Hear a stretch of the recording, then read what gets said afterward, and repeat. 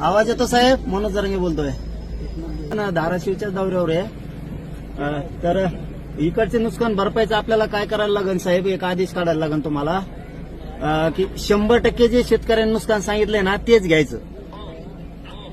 अधिकारी काय करते? सगळं माहिती घेतो आता मी. हो आणि कलेक्टर पण इथे स्वतः सोबत आहेत. जी शिंदे साहेब. जिल्हाधिकारी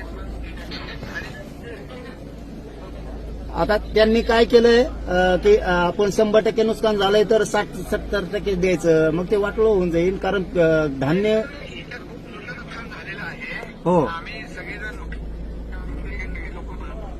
हो फक्त ओला दुष्काळ एवढंच करा म्हणा जाहीर आणि 100% शेतकरी सांगा ती नुकसान भरपाई द्या एवढंच. संकट मोठं आहे. हो त्या मागं शेतकऱ्यांच्या उभं राहणं आता सरकारचं काम आहे. येस ह्योच शब्द पाहिजे होता आम्हाला, बाकी काय नाही.